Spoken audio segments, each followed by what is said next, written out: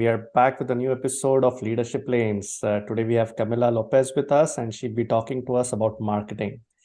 This is the first episode in the marketing series of Leadership Lanes, and Camila brings over a decade of experience to the table, specializing in demand generation and inside sales. Two often underestimated domains within marketing. Today, she'll delve into the details of these roles and explain their growth prevalence in the current global economic challenges. Welcome to the podcast, Camila. Pleasure to have you. Hi, Abhijit. Thank you for having me. Help me understand one thing. I've always struggled to grasp the line or the difference between sales and marketing. What do you think is the key differentiator between the two? Okay, well, that's a good question because I think that sales and marketing have more than common than we think.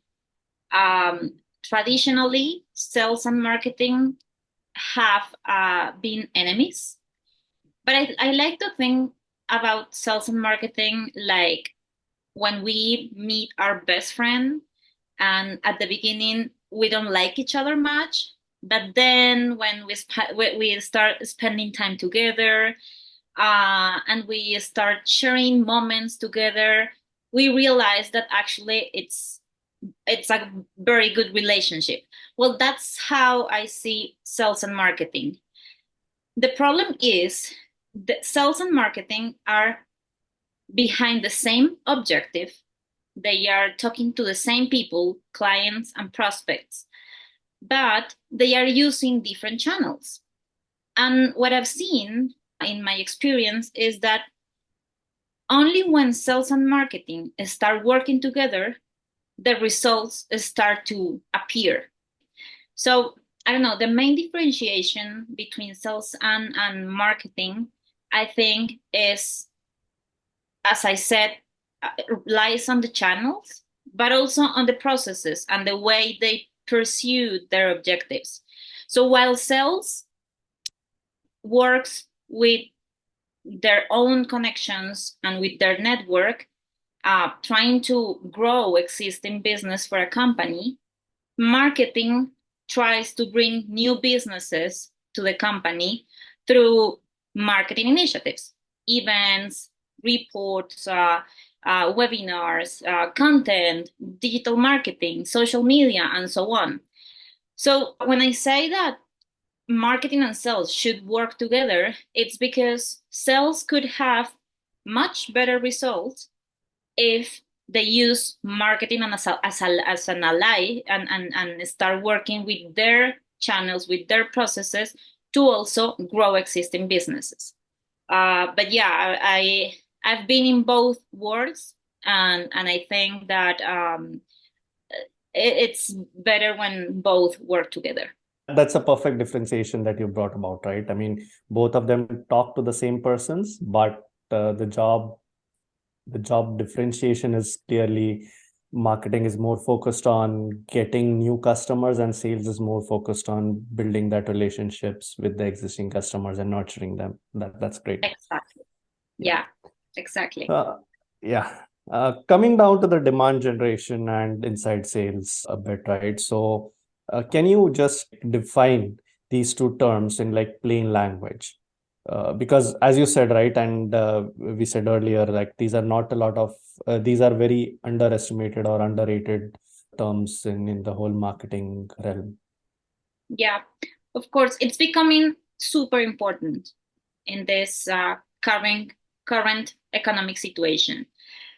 I read an article that says that if you ask 10 marketers what demand generation is, you will get 10 different definitions.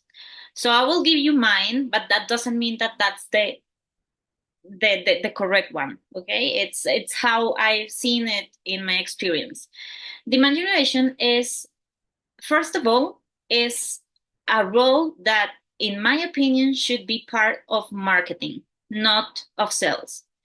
And demand generation is this, let's say, this function within marketing that helps create awareness within the market and tries to bring people to the company, like people interested, leads, we call them, individuals interested in the company's services or in the company's products, but without selling the product and or the service directly. So I will give you an example. An event. In B2B, events are super common. We tend to go to these huge conferences where different brands are there offering their services. So it's important to be there. It's important to talk about the brand. It's important to talk with the people one-on-one about the services and the benefits of your company. But it's also very important to continue that process after the event and continue delivering value to that people that showed any kind of interest during the event. So it's not only about doing the event, but it's also following up on them, nurture the people that were interested, and try to deliver educational content for them to come to us with a specific need when the time arrives. Because the thing about marketing is that we usually target people that are not ready to buy yet, right? So it's very frustrating when we go and we offer our services and they say, no, it's not the right time, or I'm not interested. Demand generation is in charge of delivering educational content and valuable content for them to know your brand, and when the time is ready, when the time is perfect, they come to you because they know you and they trust that you have the perfect solution, right? Now, inside sales, on the other hand, is a tool that demand generation uses to achieve the objective, right? So inside sales is generally in B2B companies and in big companies, is generally a group of people following up on the people that showed any kind of interest after the demand generation actions. So these are people sending emails, sending LinkedIn messages, sending out cold calling, but after an awareness, because it's highly inefficient and ineffective to send cold emails or do cold calling without a previous awareness of the brand. So that's how demand generation and inside sales come together into the marketing arena. That's a fascinating take. And one follow-up question regarding demand generation. So help me understand here. So the customer doesn't know what they want, and one part of the process is to educate the customer as to what their need might be or what problem they might be facing. So in the whole product life cycle, does demand generation happen during market research, or does it happen during or after the fact that the product is being already built by the company? Well, that's a good question. It happens all the time. It happens even before they know you. It's true that sometimes, and I'm talking about B2B because I am not familiar with B2C, so that's a different story. But it's true that customer usually doesn't know what they want, but they know what their problem is, right? Yeah. And they need a solution. And sometimes they don't know what's the best solution for their problem. So it's on demand generation hands to understand their problem and tell them that your company has the perfect solution for that problem. So it's not about going and talking about your product or your service. It's going and talk about the need that you have identified that the market has and how you think your solution or your product solves that problem, right? And you have to be consistent. It has to happen during the entire time, during the entire sales cycle, even after they buy something from you, because you need to create loyalty. You need to continue delivering value to that customer. That's even more important. So it happens all the time. You cannot stop. And you need to be consistent also because, as I mentioned before, people, marketing reaches out to people that usually are not ready to buy yet, but they will be ready at some point. So that's why you need to be consistent. Yeah, that's a good take on that as well. One more follow-up question, and we mentioned a crucial aspect of these two things, demand generation and inside sales, is that they're crucial in today's landscape. Can you shed some light on that as to why it is crucial and why it is more crucial today as it was a few years back? Yeah. So everything has changed. People have changed.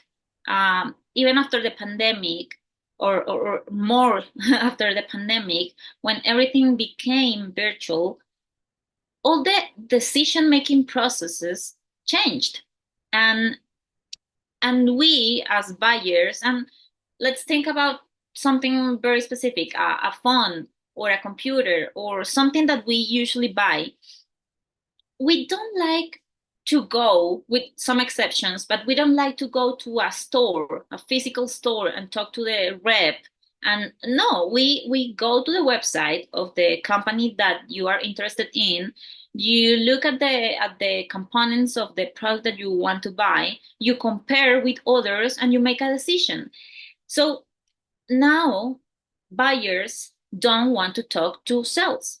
That's a reality. Actually, I read this research that Gartner, a very well-known analyst firm, made, and the research said that buyers spend only 17% of their time talking to salespeople, right? And 75% of buyers like to or prefer a rep-free sales process, right? So that's and we can relate to that. I don't like to talk to sales. So since this process has changed recently, demand generation and marketing have become very important when it comes to convince the buyers to buy your product or to buy your service, right? So now, and I did this analysis, and I saw it. I went and looked for demand generation job offerings on LinkedIn, and you can imagine how many they are, because companies have realized that demand generation, marketing, inside sales are, first of all, well, more economic options for you to offer your service to the market. And second, more efficient, because while sales reaches out to 3 customers at a week, inside sales and demand generation can reach out to hundreds, right? It takes time. It's not a short time or a short-term process. It takes time. It requires a lot of content, a lot of coordination between different teams. It needs some strategy behind it. It's not only hiring someone that does demand generation and that's it. No, it requires an entire team of marketing people working towards the same objective. But when the strategy is done, it's highly efficient. It works, the strategy. So that's why, basically, because people have changed. People have changed, haven't they? Yeah. So getting more into the pipeline aspect of things, right? So when it comes to boosting pipeline growth, what methods or tactics have proven to be the most effective in your experience? Okay, so I am convinced that data is very important in demand generation processes. Yeah. And what some companies don't realize is that they don't have to go and buy data from other providers. They don't have to have a market research team. It's important, but it's not crucial. The data is on their own hands.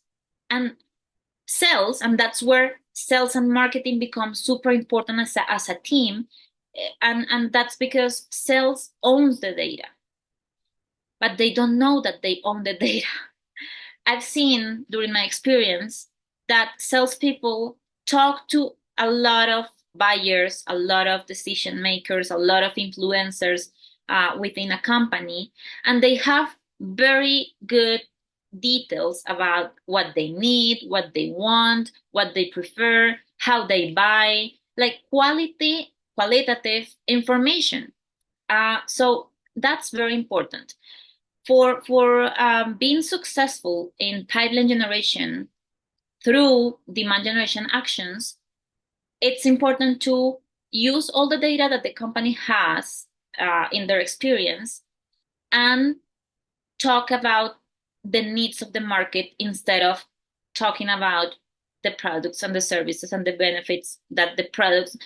Basically, companies need to stop talking about themselves and they need to start talking about the market, the needs, the people, right? Because at the end of the day, Abhijit, buyers are people.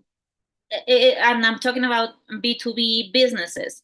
Yes, you want to do business with a certain company, but who makes that decision? It's a person, and that person actually likes to, I don't know, play golf or play tennis, or they enjoy, I don't know, hiking or whatever. And you need to talk about that. You need to reach out to that person and say, hey, I know you enjoy golf, or hey, why don't we go and hike and talk, right? So it's people. So that's very, very, very useful.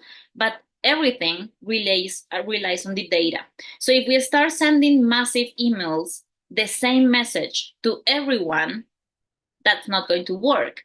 You need to personalize your approach. You need to understand the need of your prospect, and you need to tell them that you are the right company to solve that need or not. You need to also be honest, and that's really appreciated. And I have received messages from prospects that say, you know what, I don't need what you're offering to me, but I wanted to reply and thank you because you treated me like a human, not like a robot, right?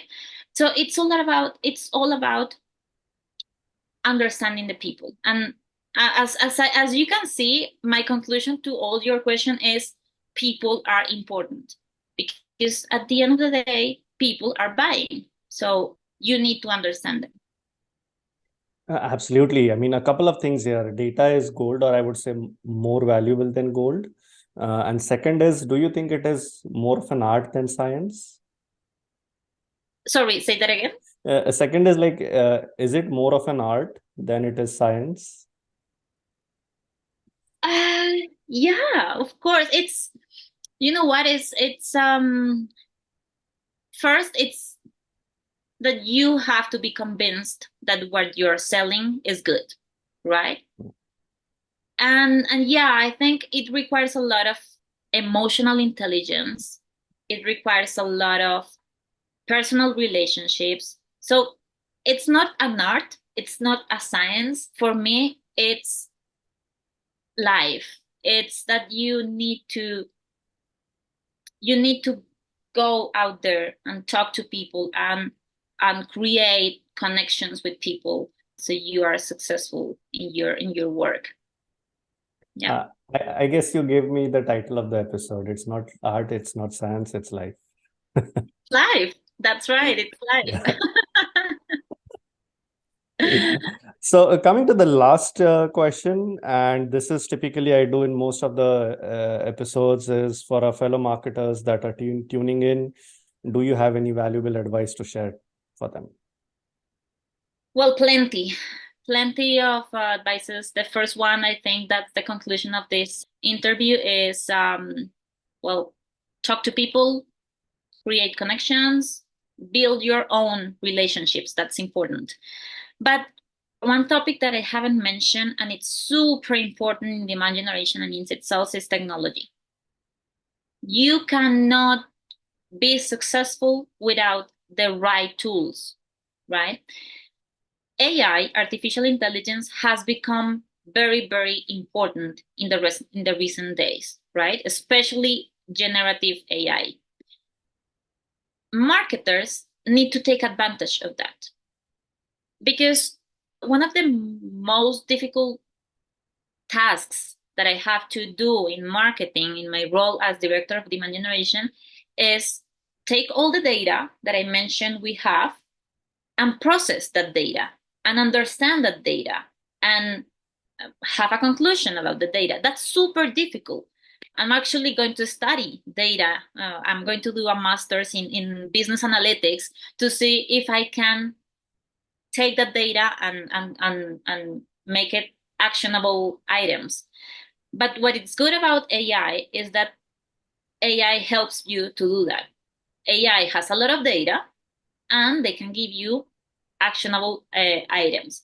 So there is a lot of tools, technology that helps you to understand your customer. So that's key. I won't mention names. There is plenty of options out there.